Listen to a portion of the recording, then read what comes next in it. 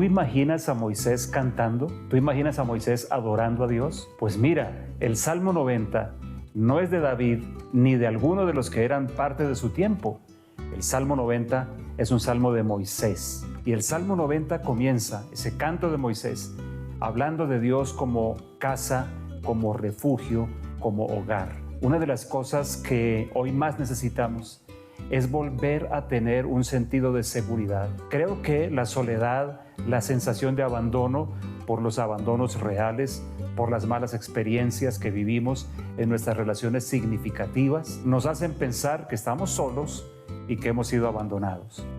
Pero la primera declaración que Moisés hace, después de todo su recorrido tan difícil en su canto, es que Dios es un hogar, una casa, un refugio. Bienvenido al mes de la familia y bienvenido a esta revisión juntos del Salmo 90, nuestro hogar. Bueno, me sirvió de introducción. Bienvenidos. ¿Qué tal si levantamos un aplauso al Señor como siempre les pido? Ustedes a la distancia también. Ya vamos ajustando todo un poquito, tengan un minutico de paciencia mientras terminamos de ajustar todo. Muchas gracias, muchas gracias. Hola, hola, hola.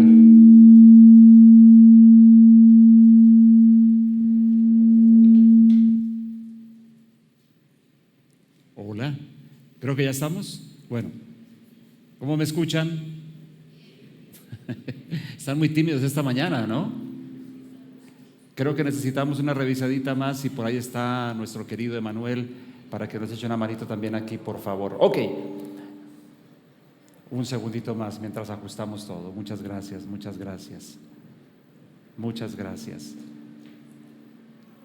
Bueno, ¿cómo están esta mañana? ¿Cómo le han pasado? Seguimos con problemas. Un minutico más.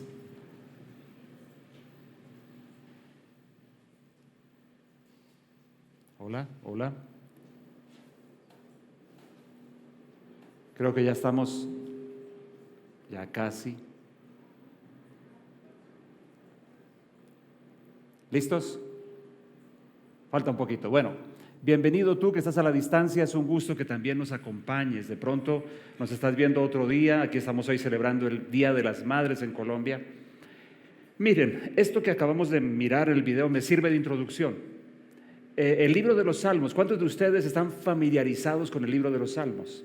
¿Cuántos de vez en cuando leen? No me digan que pastor, yo tengo el Salmo 91 abierto en mi casa para que me la proteja.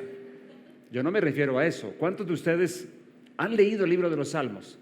No sé si han notado una cosa. El libro de los Salmos parte de o involucra oraciones, son cantos en realidad, pero cantos que parten de la realidad del corazón. No son como simplemente aleluyas y no son simplemente como cantos gregorianos perfectos, sino son declaraciones donde dice, Señor, yo quiero es más bien que mira esa gente que me ha hecho mal, yo quiero que los arrases, que los acabes, destruya a mis adversarios. ¿Cuántos han leído salmos así? Y alguno dirá, uy, pastor, pero los salmos son el modelo de oración. Bueno, sí, son un modelo, ¿sabes por qué? Porque nos deja ver que la oración que Dios ama es aquella donde nos dejamos ver de Él, donde abrimos el corazón, donde le decimos, mira cómo estamos y mira toda la basura que tenemos por dentro. En fin, los salmos son muy interesantes. Además, en los salmos, curiosamente, aunque se le llama un libro poético, el libro de los salmos es de los más proféticos de la Biblia. Hay salmos que me impresionan a mí profundamente. Por ejemplo, tal vez el que más me impresiona es el 22. Porque el Salmo 22 hace toda una descripción del Gólgota como si estuviera presenciando la escena, pero hace algunas, observaciones acerca de lo que pasa en el Gólgota que no podría ser el que estuviera viéndolo. Los que fueron testigos de la crucifixión de Jesús en el Gólgota cuentan todo lo que estaba pasando visible. El Salmo 22 nos introduce en otro ambiente, nos deja ver lo que estaba pasando de forma invisible en el corazón del Señor mismo. Y así van a encontrar ustedes muchos salmos con esos, como acentos proféticos, pero siempre un modelo de oración que dice, acércate a Dios como estás, déjate ver de Dios, que Dios pueda conocer aún los rincones más oscuros nuestros, y que puedan ser cambiados entonces. Y es muy interesante que aparezca en medio de estos este Salmo 90. Me parece asombroso, sinceramente, que en este espacio del libro de los salmos, canciones, oraciones, precisamente aparezca Moisés como el autor de uno de ellos. Me dijo alguien en estos días: Edgardo, yo no sabía que el Salmo 90 es un salmo de Moisés. Y pues algunos discuten al respecto, pero es aceptado comúnmente. Ahora, ¿por qué les pongo esta imagen en la pantalla? Por una razón, porque yo no sé ustedes cómo imaginan a Moisés, pero les voy a contar cómo lo imaginaba yo. Cuando yo leía el libro como el libro del Deuteronomio, y cuando yo miraba la ley antigua, esa ley que Dios les dio de 400 y tantos mandamientos, y todo tan radical y tan duro, pues yo tenía una imagen de Moisés como un tipo de ceño fruncido siempre, un tipo que andaba de mal genio a toda hora. Así como ustedes han visto las pinturas de la Santísima Trinidad, ¿se han dado cuenta cómo pintan al Padre? El Padre siempre está bravo. Y Jesús, en el cuadro de la Santísima Trinidad, Jesús siempre tiene un rostro femenino, ojos azules, que para un judío eso no es, pues de los de después de la diáspora quizá. Y además de eso, con un cabello que cualquier mujer se lo envidiaría. Qué curioso, ¿no? Qué curioso. El Padre en nuestra cultura, cuando se hacen esas pinturas de la Trinidad, es un tipo viejo, mal encarado, de ceño fruncido, con cola de caballo. ¿Ustedes no recuerdan esa pintura? ¿O será que yo estoy muy viejo y ya soy yo solamente el que recuerda? ¿Alguno sabe de qué pintura le hablo? ¿De la Santísima Trinidad o ninguno? No, por amor de Dios, se las voy a traer para que vean que... Muchachos, ayúdenme allí atrás, háganme un 14, que ahora está de moda el 14, ¿no? Háganme un 14.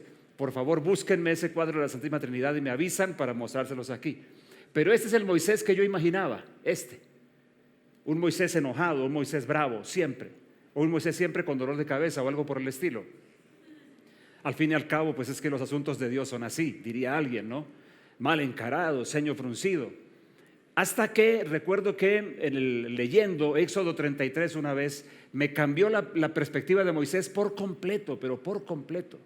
Porque en Éxodo 33, Moisés abre el corazón, siendo un hombre ya mayor, ya viejo, habiendo caminado tanto, y hace 3 grandes oraciones que jamás olvidaré, 3 grandes oraciones. La primera oración diciendo: te ruego que me muestres tu camino para que yo te conozca. Y es muy interesante que el libro de los Salmos habla de que Dios a Moisés le mostró sus caminos y al pueblo de Israel sus obras. Qué interesante esto.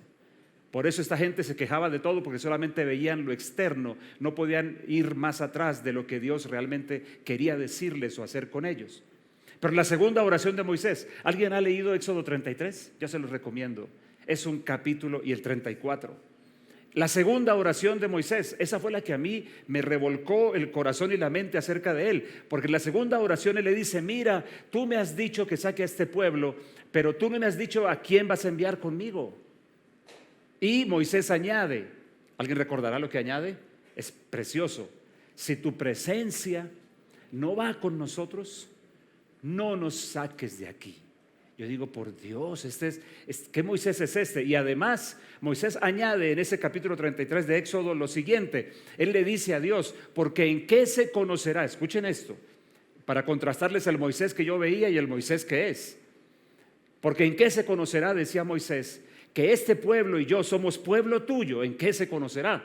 Yo pensaba, bueno, siendo riguroso con Moisés, ¿en qué se conocerá? En que caminen correctamente, que sean correctos, sin tacha, sin falla, que no tengan ninguna maldad, lo cual siempre será bueno.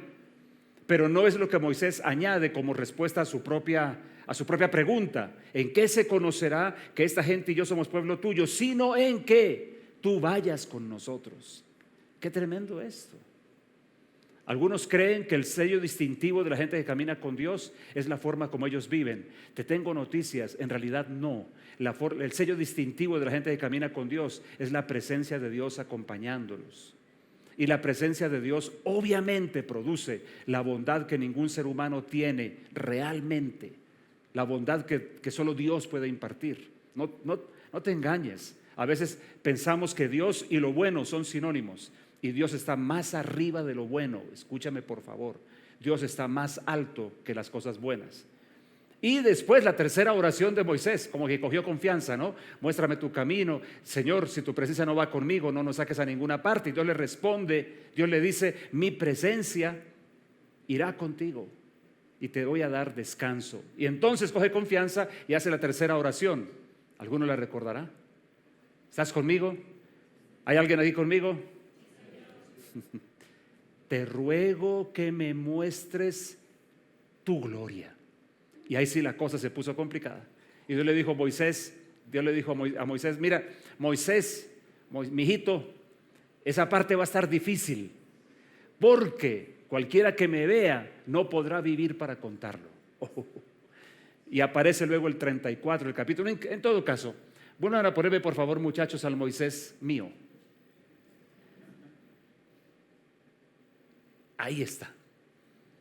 Pero no era así, no es así. Moisés no es así. Moisés no es Moisés no encarna leyes rígidas. O Moisés no encarna, bueno, él tenía que asumir un reto increíble, una nación en construcción, en medio de un paganismo radical. Eso es el libro del Deuteronomio, tratar de ponerle un bozal a un perro bravo o algo por el estilo. En todo caso, me asombra, de verdad lo digo, me asombra que aparezca también en los salmos. Porque entonces, el caso del Salmo 90 nos permite ver al interior del corazón de él y nos deja ver, nos deja compartir un poquito con él la visión que él tenía de Dios. Vamos, muchachos, ¿están conmigo? Para que me acompañen con el bosquejo, por favor. Ok, entonces yo quiero mostrarles rápidamente tres cosas que se pueden ver que a través del Salmo 90, que va a ser el salmo, es nuestro salmo de todo el año, pero va a ser el salmo del mes de la familia, nuestro hogar, que a través de los ojos de Moisés podamos ver algunas cosas interesantes de Dios para nosotros esta mañana y en los próximos domingos. ¿Están listos para eso? ¿De verdad están bien? Pueden hacer así, miren, hagan esto conmigo, hagan así. ¿Listo? Hagan así. Porfa, háganlo. ¿Están vivos? Pues digo yo, porque... Ok, tres cosas que podemos ver de Dios en el Salmo 90 que Moisés vio. Eso me parece un tesoro increíble, un tesoro increíble. ¿Qué podemos conocer que él conocía cuando ya era un hombre mayor, cuando había caminado con Dios tanto, cuando había visto tanto? Qué bueno poder saber un poquito de eso. Entonces, lo primero, el primer versículo que vamos a leer, Salmo 90, versículo 1, Nueva Traducción Viviente, como dice: Señor, a lo largo de todas las generaciones, tú has sido nuestro hogar. La primera imagen que nos quiere dar de Dios es Dios como nuestro hogar, con las implicaciones que eso tiene para nosotros, que me parece importante. Te las voy a decir, son sencillas, pero son las que yo alcanzo a ver. Cuando hablamos de hecho del versículo 1 del Salmo 90, tiene varias traducciones obviamente en el español y lo pone de diferentes maneras. Entonces escúchame bien. Por ejemplo, unas dicen que es un refugio, otras dicen que es una morada, otras dicen es un santuario, otras dicen un lugar estable. Señor, tú has sido nuestro hogar, dice la traducción que les traigo, pero las demás dice: tú has sido un refugio, tú has sido una morada, tú has sido un santuario, tú has sido un lugar estable. ¿Sabes qué alcanzo a ver aquí? Las primeras cosas sencillas que Moisés nos deja ver: Dios es un lugar de protección. No es un asunto de ritual, no es un asunto de culto, que es a lo que a veces asimilamos todo el tema con Dios, porque estamos cargados de religión y el pensamiento nuestro siempre asocia a Dios con una clase de culto religioso. Pero lo que Moisés nos dibuja acá es algo diferente. Dios es un lugar de protección, Dios es un ambiente para ser vivido, un ambiente en el cual sumergirnos. Dios es el mejor templo en el que podamos espiritualizar o espiritualizarnos, si ustedes me permiten. Él es el mejor templo. Yo recuerdo cuando años atrás estuvimos en el segundo viaje que tuvimos con los grupos que llevamos a Israel y el regreso por Turquía para poder conocer, es muy interesante. Siempre digo, y para los que de pronto en el futuro quieran ir, que en Israel ustedes pueden ver los evangelios y en Turquía ustedes pueden ver mucho del libro de los Hechos, porque allá están las primeras iglesias, era el Asia Menor. en palabras bíblicas. Pero lo que quiero mencionar es cuando fui a conocer en Estambul. Ustedes saben que hoy por hoy Turquía es una nación musulmana. Es interesante, eso por la conquista de los turcos, porque realmente Turquía, ¿cómo era el nombre histórico? A ver si alguno lo recuerda. Anatolia. Esa península realmente fue la ruta que recorrieron los apóstoles al principio y fue un centro de visitación de Dios. Pero en Estambul, entonces, fui a ver la Mezquita Azul. No sé si alguno ha tenido la oportunidad de estar allí. Cuando vaya, visítela. Es una mezquita, claramente. Pero es muy interesante verla, es preciosa. No sé si se han dado cuenta que la mayoría de centros religiosos son absolutamente preciosos. El arte religioso es de lo más lindo que hay, más allá de las connotaciones que pueda tener algunas cosas en el ámbito espiritual. Pero la Mezquita Azul la construyeron al frente de algo que ahora ellos llaman la mezquita de... Ay Dios, ahora se me fue la Santa Sofía. Bien, gracias, me salvaron. Santa Sofía, pero es que Santa Sofía realmente es la huella, es una de las huellas de algunas de las corrientes cristianas que pasaron por allá. Y es una edificación impresionante, realmente impresionante.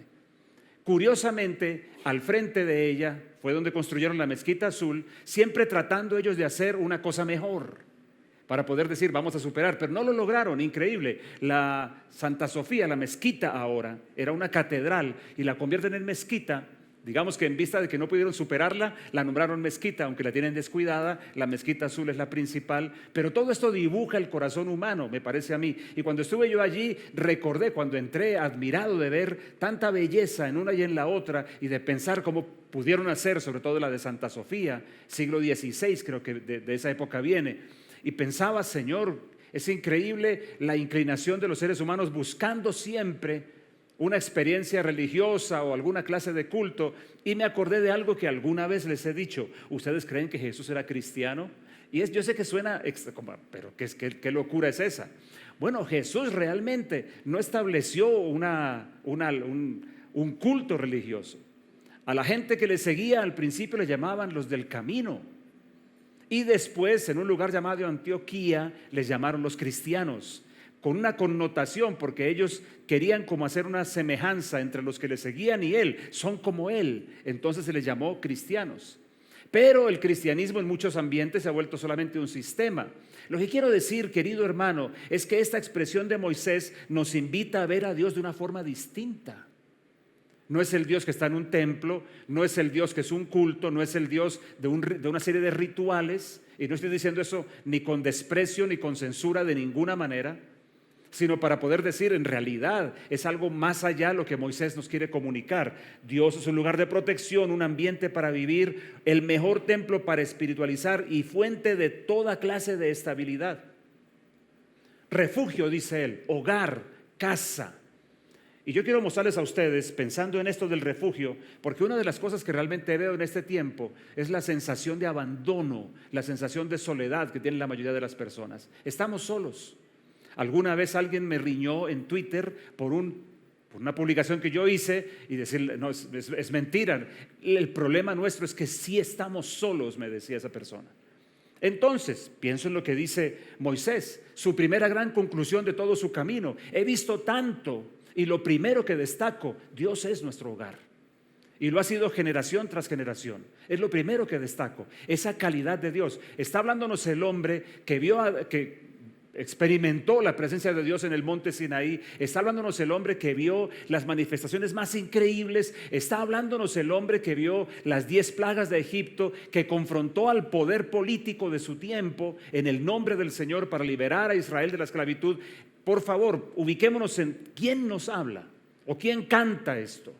Y lo primero que él canta no tiene que ver con nada de eso, sino con una cualidad de Dios para nosotros. Tú eres nuestro hogar, tú eres nuestro refugio, generación tras generación. Yo les tengo unas imágenes chiquitas de unos refugios que encontré por allí. A ver ustedes qué piensan de estos. ¿Cómo les parece este? Un refugio. O sea, mira ¿Cómo cómo pueden estar tan cómodos seguramente tomando café en medio de un lugar donde estarían muriendo si no fuera porque hay un refugio? O piensa en de pronto hay otros. ¿Cómo lo ves? Bueno, depende de lo que quieras hacer, ¿no? Quizá para algunas cosas no sea muy útil, pero es un refugio. Otra clase de refugio, te tengo por aquí. Mira por ejemplo. ¿Cómo lo ves? ¿Cómo te parece Sólido, ¿no? Fuerte. Creo que son todos los que tenemos, ¿verdad, muchachos? No recuerdo si les mandé más, creo que no. ¿Por qué los quiero traer? Por una razón muy sencilla. Porque la calidad de la protección que alguien tenga es proporcional a la categoría, a la clase, a la calidad del refugio donde está. ¿Ustedes no recuerdan una canción vieja, un bolero por allí que decía: miénteme más, que me hace tu maldad feliz? A ver, ¿nadie lo ha escuchado nunca? ¿En serio nunca? Bueno, ok. El autor de ese bolero, linda música, dice una cosa que mucha gente vive: miénteme, no importa. A ver si yo me creo eso para poder estar más o menos tranquilo. Jeremías hace una parábola y Jeremías dice, lo voy a poner en mis términos, que un día los árboles del campo se pusieron de acuerdo para escoger quién reinaría sobre ellos. Si ustedes fueran árboles, ¿cuál hubieran escogido como el rey? ¿Tampoco conocen de árboles? Díganme alguno. El roble, dice el roble. Bueno, el roble es fuerte, pero yo no sé qué tanta sombra da. Yo escogería uno como el que está en Gigante Huila, que no recuerdo cuál es, a propósito de los huilenses. ¿Han ido a Gigante Huila? Se llama Gigante, yo no sé si es lo uno por lo cual por cual, pero tiene el árbol más impresionante que he visto en mi vida, que tapa por completo, cubre por completo toda la plaza de Gigante. Ese árbol me gustaría a mí. ¿Sabes qué dice la Biblia? ¿Qué dice Jeremías que escogieron los árboles? Que le dijeron a la zarza: reina sobre nosotros. A la zarza. Pero así vivimos hoy, sin hogar y sin refugio, porque la calidad de la protección que se tiene, porque lo que se busca es una protección a veces que venga de cualquier parte, y entonces, obviamente, en la fragilidad de la protección, pues encontramos la sensación de abandono que muchas personas experimentan. Muchos realmente están viviendo la condición que están viviendo porque han decidido poner su confianza en aquello que no es la verdad. Recuerden que hemos enseñado aquí una y otra vez que en últimas la verdad es más que un concepto, y Jesús lo declaró. Jesús dijo un día: yo soy el camino y la verdad y la vida. Así que lo que él estaba diciendo es que la verdad, más que un concepto que también tiene una fase conceptual o filosófica, la verdad es una persona. Jesús es la verdad. Él no dijo: yo les digo la verdad. Él dijo yo soy la verdad. Escucharlo a él entonces. Un comentario más de esta primera parte, porque tenemos que ir rapidito. Si alguno quiere experimentar esta sensación correcta de protección, como la de estos refugios, recuerdo cuando fui al Nevado del Ruiz en aquellos tiempos, 1980, un joven misionero, antes de que explotara el volcán, había un lugar que era conocido como el refugio. Y era una experiencia muy agradable llegar allá a 5,000 metros de altura. Recuerdo mi impresión cuando por fin vi la nieve. Lo primero que pensé es: jamás había conocido el blanco. Lo segundo fue que me atravesó el pensamiento del versículo de Isaías, cuando Isaías dice: vengan, estemos a cuenta, si sus pecados son rojos como el carmesí, como la nieve, van a ser emblanquecidos. Pero había un lugar que era el refugio.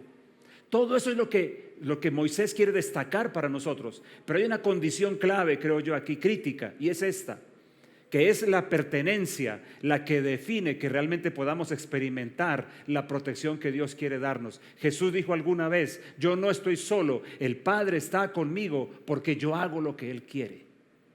Así que Jesús solamente una vez habló de quedar solo, y fue en un contexto muy distinto, que fue precisamente en la crucifixión en Gólgota, cuando Él dice: ¿por qué tú me has abandonado? Lo que te quiero decir, mi querido amigo, es que si sientes soledad o abandono, puede ser no tanto un asunto psicológico, sino más bien un asunto de que no has definido tu pertenencia.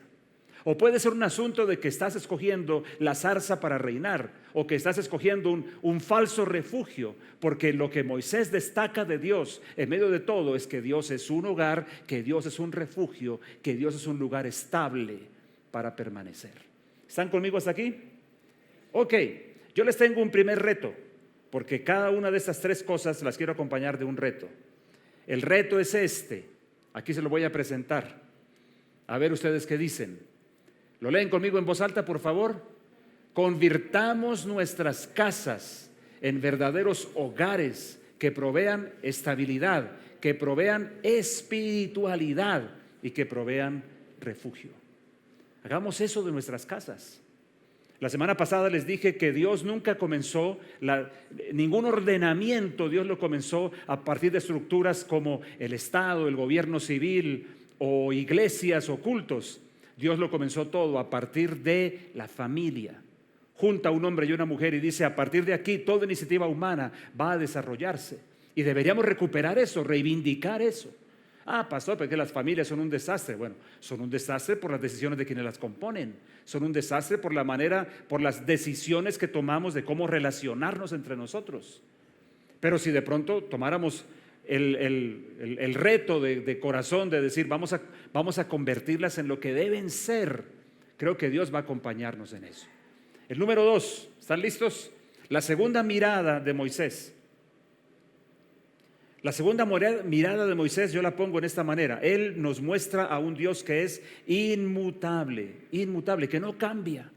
Un Dios que permanece, pero que no se envejece. Ese permanecer habla más de su carácter que de las formas externas. Miren, una cosa que estaba pensando cuando llegué a este punto, tiene que ver con Moisés tuvo una mirada privilegiada de la historia.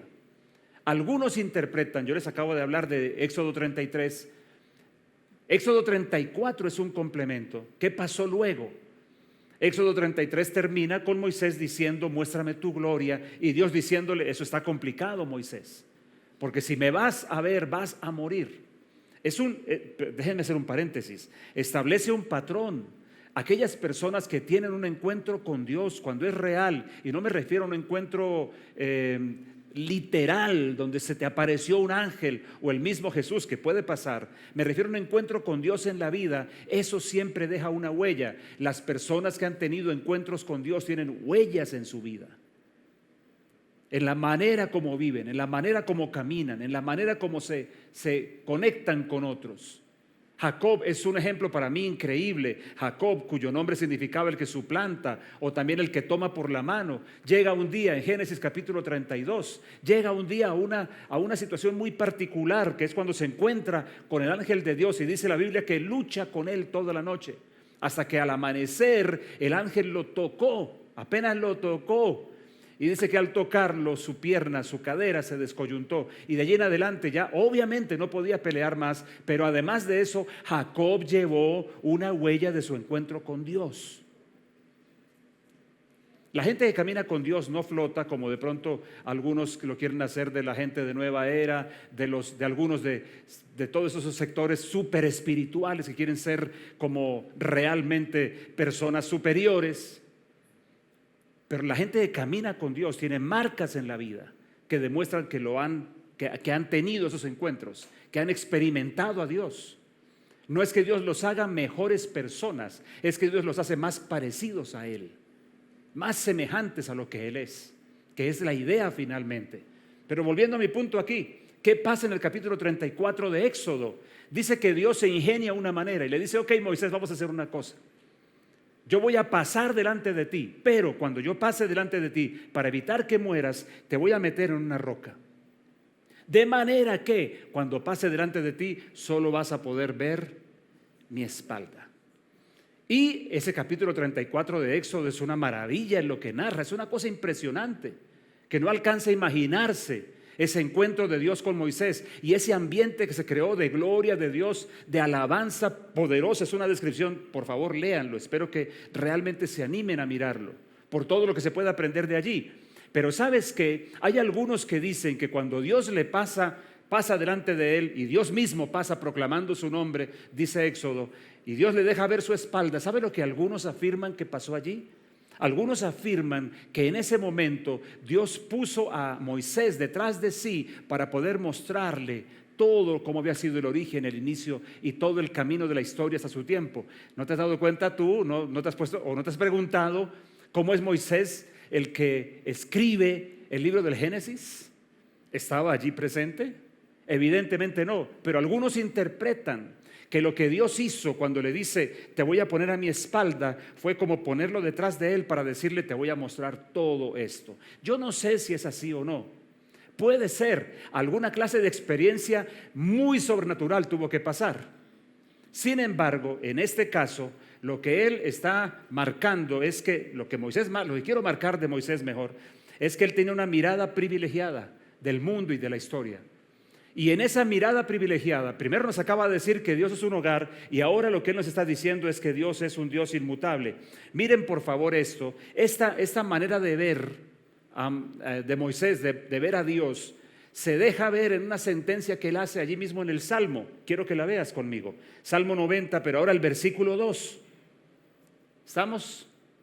Antes que los montes fueran engendrados y dieras a luz la tierra y el mundo, desde la eternidad y hasta la eternidad, tú eres Él. Esa declaración que hace esta traducción, Biblia textual, es porque no se puede traducir realmente como Dios. Dios es una traducción más griega para nosotros. La palabra Theos o la palabra Deus o la palabra divinidad, inclusive la palabra Zeus. Es nuestra manera de traerlo a un poquito nuestro entendimiento mental, pero la expresión en todo Oriente Lejano era Él. No Él como el artículo, ¿no? Él. No, sino la expresión Dios se ponía de esta manera en el hebreo antiguo y en muchas lenguas antiguas. Por eso dice acá, tú eres Él, no tú eres Dios solamente, que está bien dicho también. Pero mira, tengo una traducción diferente aquí. The Message es una paráfrasis en inglés y la puse en español con la ayuda de Maru. Y mira lo que dice: mucho antes de que las montañas nacieran, antes de que dieras a luz a la propia tierra, desde Él, esto me gusta mucho, desde el érase una vez hasta el venga tu reino, tú eres Dios. Qué mirada interesante la de Moisés. No es la confesión ritual de un fanático religioso. Sí, Dios. No es eso. Es la sentencia de alguien que realmente ha visto mucho, que se ha movido en medio de toda clase de poderes, que al mirar todo, lo único que puede afirmar después de decir tú has sido refugio, tú has sido hogar, es tú eres Dios. Tú eres Dios. ¿No te parece interesante que en tan poquitos versículos una persona pueda dejar ver su visión de Dios? Hogar, y ahora dice tú eres Dios. Ya no hay manera de negarlo, ni de cambiarlo, ni de negociarlo. Yo encuentro, mi querido hermano, hoy por hoy, una forma de ateísmo, que, disculpen la expresión, yo lo llamo así, ateísmo existencial. ¿A qué me refiero? Me refiero a caminar en la vida ignorando a Dios. Lo que Moisés no pudo hacer. Te insisto, no fue la confesión de un fanático religioso. Fue la sentencia de una persona que vio mucho, caminó mucho y dice, no hay nada más que entender aquí, que afirmar, tú eres Él, tú eres Dios. Caminar en la vida ignorando a Dios o viéndolo como una más de las muchas divinidades o intentando una relación barata con Dios. Mi segundo llamado, mi primer llamado esta mañana para nosotros es, vivamos a Dios como hogar, como refugio, y hagamos que eso tenga un efecto en nuestras casas. Pero la segunda es, óyeme, ya es tiempo de que reconozcamos que Dios es Dios. Dios es Dios. Tal vez no tenemos la mirada de Moisés, pero sí tenemos maneras de poder darnos cuenta que hay un Dios real en el cielo, que hay un Dios verdadero, el Dios de nuestro Señor Jesucristo. Y tengo otro reto, un segundo reto. ¿Cuál fue el primero? Convertir nuestras casas de verdad en hogares, esforzarnos por eso, dejar de que todo pase afuera de nuestras casas y hacer que todo empiece a pasar adentro de nuestras casas. Mi segundo reto, enseñemos a nuestros hijos y a nuestras generaciones que sí hay Dios en el cielo y que Él es el Dios nuestro. Ese Él, repito, no como artículo, que Él es el Dios nuestro. Creo que muchos de nosotros hoy estamos pecando, perdón la expresión, porque no la quiero hacer tan literal, de hacer que nuestras casas no sean lugares en los que Dios es reconocido. Yo entiendo una cosa, yo entiendo que es importante poder bajar un poquitico de esa formalidad ritual en la que algunos se relacionan con Dios, pero creo que algunos han llegado a otro espacio también incorrecto, y el espacio es una informalidad total, ¿no?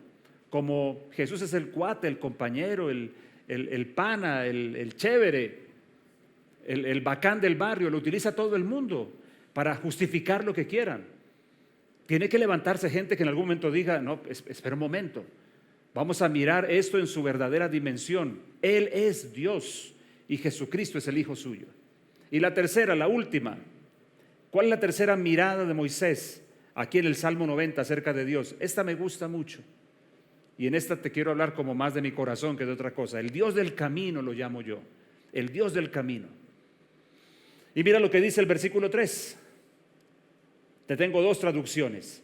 Haces que la gente vuelva al polvo con solo decir, vuelvan al polvo ustedes mortales. Pero una traducción diferente, la Biblia del Jubileo, mira cómo lo pone.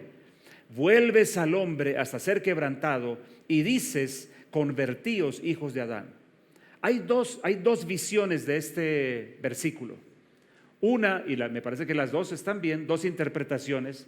La primera, que Dios llama a los hombres en su tiempo a volver al polvo, que cada uno de nosotros tiene un tiempo, un momento en el cual va a volver al polvo, que no es una mirada desesperanzadora, sino es un llamado a decir, aterriza, aterriza, mira que tus días tienen término.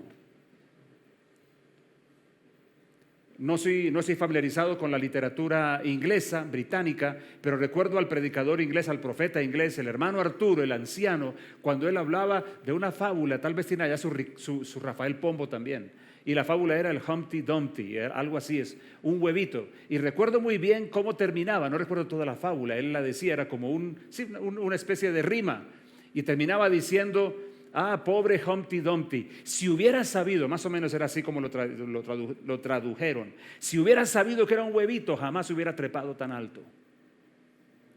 Pueden ustedes imaginarse la escena. Si yo sé que soy un huevito, yo creo que me mantengo cerca del piso, porque cuanto más alto vaya, mi fragilidad se va a notar mucho más. No estoy con esto haciendo un llamado a digamos que hoy, ¿qué será lo contrario del empoderamiento? Porque hoy todo el mundo habla de empoderarse, ¿no?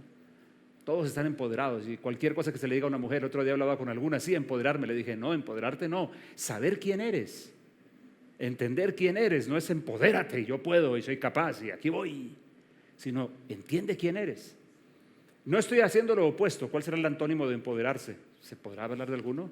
Desempoderarse, empobrecerse, pobretearse, ningunearse. No estoy hablando de eso, sino entender que sí, oiga, usted tiene límites. Por favor, aterrice. No se enorgullezca tanto. No se levante tanto, porque tiene límites.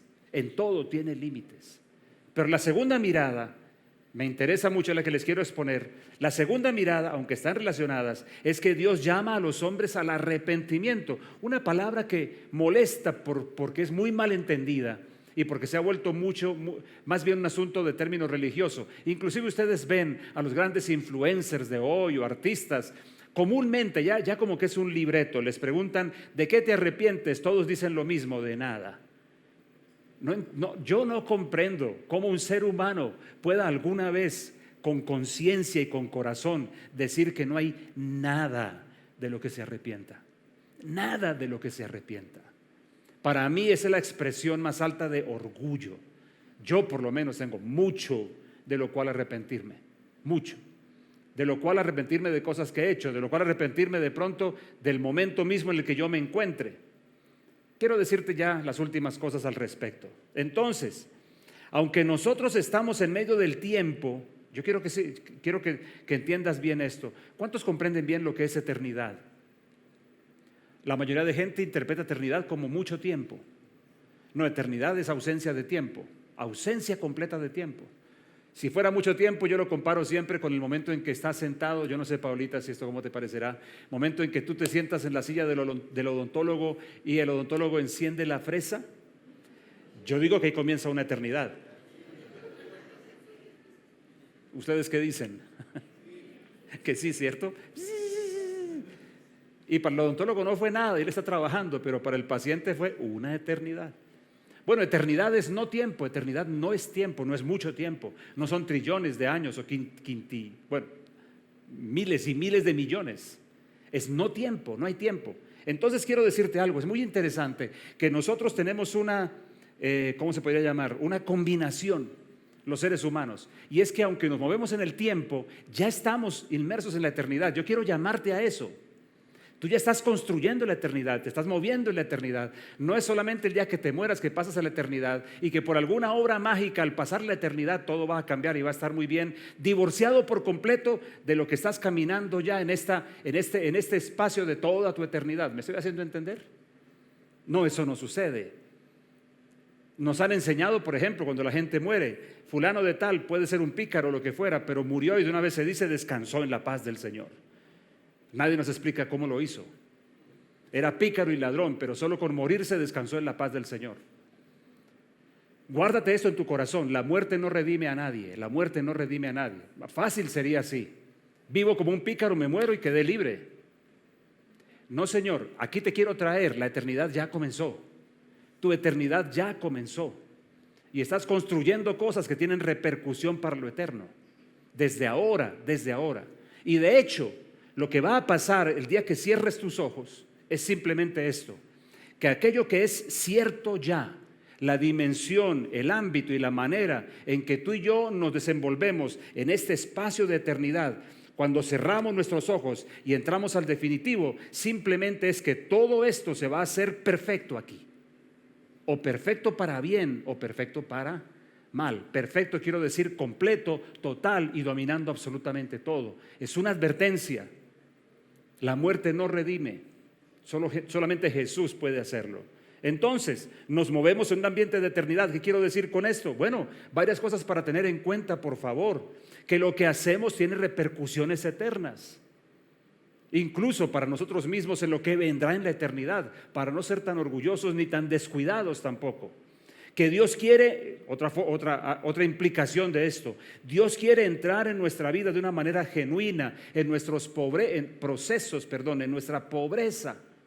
Que ahora en este espacio de eternidad tenemos mucho de todo eso, pero Dios quiere que nosotros nos volvamos a Él. Significa eso, que lo dejemos entrar en esos procesos nuestros, en esa escasez, en esa necesidad. ¿Me estás siguiendo? Dice la Biblia en Éxodo 33, como te lo he mencionado, que hablaba el Señor, esta partecita no la he mencionado, que hablaba el Señor con Moisés cara a cara, como habla cada uno con su amigo. Y recuerdo hace años cuando eso llegó a mi mente, a mi entendimiento, que entendí esto: Dios está dispuesto a darle su cara, mostrar su cara, su rostro a aquel que a su vez esté dispuesto a dejarle ver el suyo. De hecho, es muy interesante una lección que sucede en la Biblia, en Primera de Reyes, capítulo 19, 20, con el profeta Elías. Cuando el profeta Elías llega a un lugar huyendo de una mujer, porque de las mujeres bravas hay que salir corriendo, y él llegó huyendo de Jezabel. Y cuando él llega al monte Horeb, la primera cosa que Dios le dice, esto es terrible, Dios le sale al encuentro allí en ese lugar y le dice: ¿qué haces aquí? Pues si tú eres profeta y Dios te pregunta ¿qué haces aquí?, tú estás en un problema. ¿Dónde se supone que debías estar? Y el relato bíblico nos deja ver que Elías de una y otra forma se cubrió con su discurso. Es que he sentido un celo por ti, han matado a todos, me buscan a mí también, solo yo quedo. Se cubrió con su manto, se cubrió de todas las formas. Cuando Dios realmente lo quería era, para decirlo de alguna manera que se entienda, desnudo, es decir, abierto, cara a cara con Él, para poder hacer un trabajo en su corazón, cara a cara. ¿Qué dice 2 Corintios 3, 18? Nosotros todos, dice, mirando a cara descubierta, como en un espejo, la gloria del Señor, vamos siendo transformados también. Así que a Dios le importa el que yo me deje ver. Dios es el que ve siempre, pero hay una diferencia entre que Él sabe todo y que yo le dejo ver todo. Aquí está y quiero que entres en medio de mis procesos y de mis necesidades. Un par de cositas más. No estamos abandonados a nuestra propia suerte. Es también lo que me dice este pasaje. Cuando me está diciendo, vuélvanse, conviértanse, arrepiéntanse, hijos de los hombres, está diciendo realmente Dios es un Dios interesado, es un Dios que interviene, es un Dios que acompaña. Lo que pasa, mi querido amigo, es que Dios camina en medio de nuestras realidades de una forma que quizá a veces no lo notamos. ¿A qué me refiero? La Biblia nos habla en el libro de Daniel de 3 muchachos que fueron echados a un horno de fuego. Y no dice en ninguna parte que Dios los libró de eso. Pero sí dice que hubo un momento en el que el rey fue a mirar qué pasaba. Y dice que cuando él miró en el horno no había 3, sino había 4. Uno que caminaba con ellos. Entonces yo aprendí que Dios no era el porrista que estaba afuera. Ánimo muchachos, yo estoy con ustedes, van a salir bien, ni siquiera va a oler a humo, no se preocupen, vamos, vamos, vamos. No, sino que Dios se metió con ellos a su mismo horno. Tal vez no lo oyeron, tal vez no lo vieron, yo no lo sé, pero allí estaba Él caminando con ellos, caminando con ellos. Esa es la parte que yo encuentro como más sentida aquí en esta parte del Salmo. La pobreza, el ser humano y su pobreza, pero la compañía de Dios allí. ¿Para quiénes? Pues para los que se dejan ver, para los que son, ¿cómo se diría? Los que se desnudan delante de Dios, los que no ocultan delante de Dios, los que no niegan su pobreza ni su necesidad. No para el cínico. Jesús le dijo un día, yo soy la luz del mundo, decía, y unos judíos le dijeron, pero nosotros, bueno, y dijo, yo he venido para que los que ven no vean y los que no ven vean. Y ellos le responden, nosotros vemos. ¿Y qué les afirma Jesús? Ese es su problema, ese precisamente. Como ustedes dicen, vemos, ese es su problema. ¿Cuál fue el lío con el famoso fariseo y publicano de la parábola? Que uno fue cínico frente a su pecado diciendo yo soy mejor que el otro, y el otro fue sincero respecto a sí mismo. ¿Y qué pasó con ellos? Dice que el uno salió en paz con Dios y el otro con toda su cuenta encima. ¿Me está siguiendo? En últimas, quien define la forma como Dios le trata soy yo mismo. Si soy cínico frente a mi pecado, o si soy cínico frente a mi condición, o si al contrario soy noble y le digo aquí estoy. Este soy. Quiero caminar contigo, quiero que entres en ese mundo mío, a veces oscuro. Ven, Pri, porque tenemos que terminar ya. Mi último reto, mi tercer reto, a ver si lo miramos juntos. Aprendamos a caminar, ¿lo lees conmigo por favor? En sinceridad, en realidad, a cara descubierta. Y que nuestros hijos vean que así vivimos y que así Dios se mueve entre nosotros. Cara a cara. Dice el libro de los Cantares, hazme oír tu voz, déjame ver tu rostro, porque dulce es la voz tuya y hermoso es tu aspecto. ¿A quién Dios le muestra su rostro? A aquel que a su vez le deja ver el suyo. Aquí estoy, sin pretensiones. Entonces, ponte de pie, por favor, y quiero que oremos juntos. 3 formas como Moisés nos comunica todo lo que... Es increíble, tú podrías hacer un resumen de tu vida en 3 párrafos, difícil, ¿no? Y una conclusión, creo que él lo hace en este salmo, un poquito al menos. Dios como hogar, Dios como Dios y el Dios del camino. El Dios que camina conmigo, que está dispuesto a no soltarme. No importa si incluso yo he fracasado en el camino o he tomado malas decisiones, siempre si estoy dispuesto yo a caminar de nuevo por allí, Dios también lo está. Dios como hogar, Dios como Dios, el Dios del camino. Y entonces, una invitación, que nuestras casas sean verdaderos hogares, que nuestros corazones reconozcan que sí hay Dios. Abandonemos el orgullo. Alguna vez le preguntaron a una persona, explíqueme eso de la soberanía de Dios, y él le dijo, fácil, que Dios es Dios y usted no. Que nuestro camino sea genuino para que Dios pueda ser visto. Creo que algo que realmente Dios aborrece es la doblez, la hipocresía. o relaciones que simplemente son externas, de forma, pero que no involucran el corazón, que no involucran a la persona. Hoy yo quiero que pensemos en eso. Son 3. Gloria a Dios. Muchachos, ¿me encontraron a propósito el cuadro de la Santísima Trinidad o no? ¿Sí? Miren que no es mentira. Bueno, este no es el que yo recuerdo, pero ese. Mírenlo. Miren que no miento. Gracias, muchachos, que me salvaron. ¿Cómo ven a Jesús? Pues lindo. ¿Cómo ven al Padre? Viejo y mal encarado. Y el Espíritu Santo, de ese se sale fácil siempre, ¿no? Mande una paloma y ya.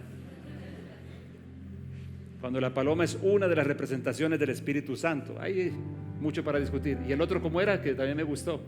Ese otro que pusieron, muchachos. ¿Es el mismo? No. Ustedes pusieron otro. Ese otro. ¿Cómo ven a Jesús? Lindo. Ay. Y el Padre, ay, ¿cómo? Y el Espíritu Santo, vuelvo a repetirlo, pues. La paloma y sale. Gracias, muchachos. Gracias. Vamos a orar un momento, por favor. 3 retos les estoy trayendo hoy. Hacer de nuestras casas hogares. Que nuestros corazones reconozcan que sí hay Dios. Que nuestro camino sea genuino para que Dios pueda ser visto. Señor, yo mismo me presento aquí, el primero, al hablar de estas cosas para pedir, eso es lo que yo quiero. Señor, gracias porque sigo viendo a Moisés de una forma distinta. Cuando Él me deja ver que tú eres hogar, refugio, que entonces yo no estoy solo. Cuando Él me deja ver que tú eres Dios de verdad, Dios real, y que mereces todo el honor y el reconocimiento mío como ser humano. Y cuando Él dice que tú caminas en medio de mi pobreza, que me invitas a dejarte entrar en mi pobreza, yo quiero aceptar esto hoy. Quiero hacer de mi casa un hogar, de mi familia un hogar. Quiero caminar reconociendo siempre que tú eres Dios. Y quiero vivir delante de ti de una forma genuina, sin fingimientos, sin actuaciones. Te doy gracias, Señor. Y pido que para cada familia que está aquí representada haya lo mismo hoy. Para cada familia, para cada persona aquí. No solamente los que son padres ya, sino los que son hijos, que son parte de una familia, que también puedan comprometerse con lo que estamos hablando. Señor, decimos sí, tú eres Dios. Señor, decimos sí, camina con nosotros, entra en nuestro mundo de pobreza y transfórmalo. Y añade toda tu riqueza, Señor. Gracias, mi Dios, te doy. Gracias te doy.